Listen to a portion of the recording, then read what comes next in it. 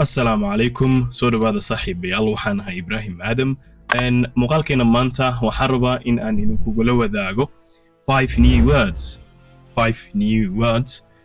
shan eray ayaan rabaa maanta inaan muuqaalkan idinkugula wadaago shantan eray waxaa dhici karto badankiina inaad garan kartaan ama aad taqaanaan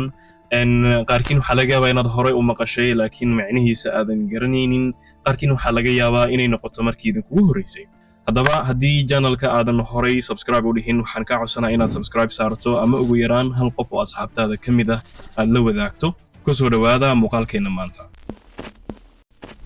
haddaba haddii aan u gudagalno muuqaalkeena maanta ereygeena ugu horeeya oo aan doonayo inaan idinla wadaago wuxuu noqon doonaa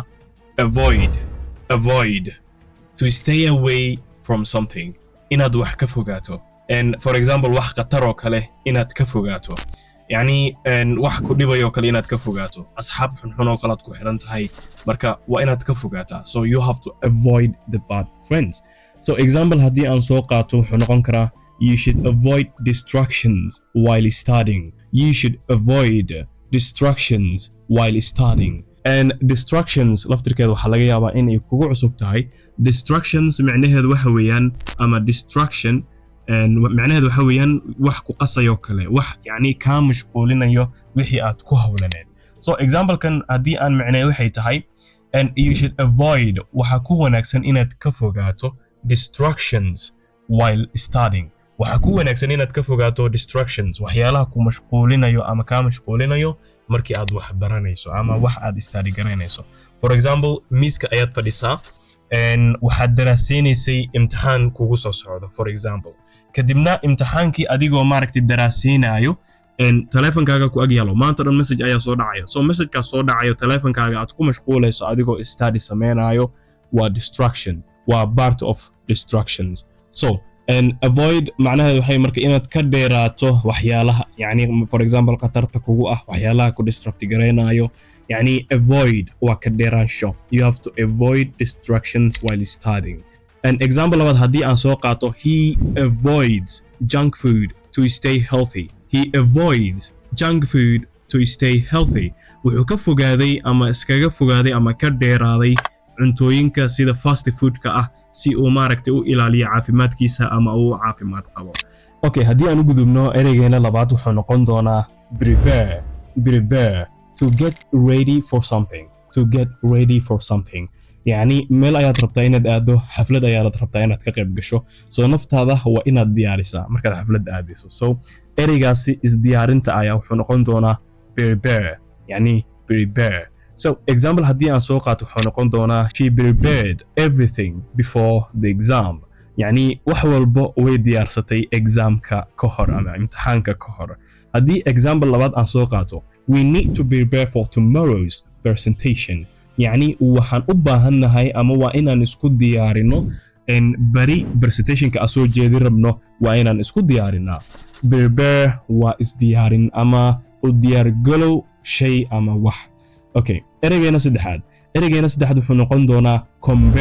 compare to look at how things are similar or different يعني inaad fiiriso waxyaalo siday u kala duwan yihiin ama siday iskugu eg yihiin oo kale laba shay aad isbarbar dhigi doontaa kadibna waxaad fiirin doontaa dhinacay iskaga eg yihiin iyo dhinaca ay ku kala duwan yihiin so compare waa isbarbar dhigid yani inaad wax isbarbar dhigto okay haddii aan example soo qaato wuxuu noqon doonaa he compared two phones before choosing one yani wuxuu isbarbar dhigay laba teleefan ka hor inta uunan dooranin mid ka mid ah يعني تليفون أيو إبساني شخصياني مركا إنتونا ميد دورانين أيو إسبربر ديجي so he compared two phones before choosing one هدي أن example لبعض عن سوقات وحين نغان كرتا let's compare our answers to see who's right أن إسبربر ديجنو يعني for example team أياد إهدين أم group أياد إهدين وحبات كشقينيسين أن سؤالات كشقينيسين كدبنا وحاد هذين أن إسبربر ديجنو جوابه نسيانو أرجنو ميد الصح قفك الصح ذا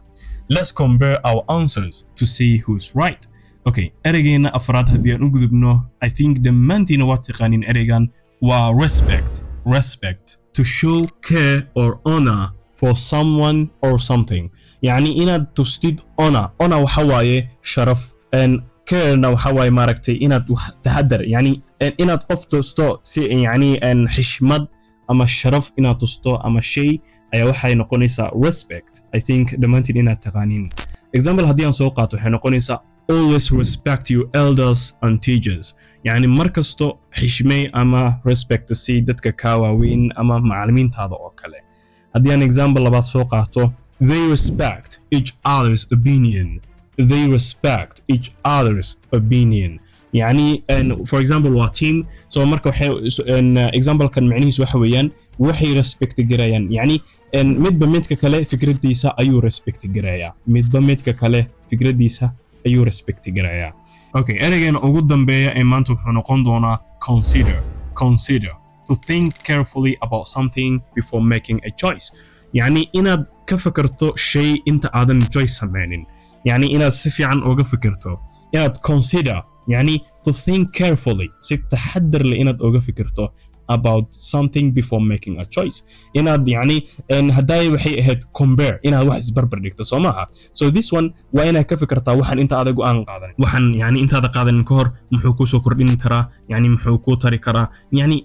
naftaada ku qiimeynaysaa I think something like that. Okay, haddii aan example soo qaato waxay noqon kartaa I'm considering learning a new language. يعني waxaan ka fikirayaa ama aan maaragtay aan si taxadar leh oga fikirayaa يعني inaan barto luqad cusub inta aanan go'aan qaadan. يعني inta aanan go'aan qaadan ka hor waxaan ka fikirayaa ama يعني naftayda aan u soo bandhigayaa inaan luqad cusub barto. I'm considering learning a new language. I'm considering learning a new language. Okay, haddii aan example ka soo qaato waxay noqon kartaa you should consider all options before making a decision. يعني waa inaad all optionska ku banaan oo dhan waa inaad maaragtay consider garaysaa ama maaragtay aad ka fikirtaa inta aadan go'aan qaadanin ka hor. You should consider all options before making a decision. Okay, maanta waxaan jeclaaday inaan shantaasi erey aan idinla wadaago. waxaan ku dadaali doonaa markasto in muuqaalada aan soo dhigayno aan maaragtay u badino ereyada maaragtay markaasi waxtarka leh ama ereyada maaragtay daily life-ka loo isticmaalo oo markaasi dadkan aan dhigi karo qaarkoodna way ku cusub tahay qaarkoodna waxay u baahan yihiin in la xasuusiyo qaarkoodna waxay u baahan yihiin way yaqaaneen maaragtay laakiin macnihi mayna garanaynin so waxay u baahan yihiin maaragtay in loo sharaxo. waxaan ku dadaali doonaa markasto inaan soo gudbiyo ereyada sida daily life-ka loo isticmaalo ama waxtarka leh. erey kasta haddaan ka soo gudbiyo oo macno sameynaynin yani it doesn't make sense. So ereyadan hadda aan idiin soo gudbiyeyna badankooda waxa waaye shantan ereyba waxaan dhihi karnaa waa ereyo maaragtay intermediate ku dhow ama beginnery oo level 2 oo kale ama B2 oo kale. So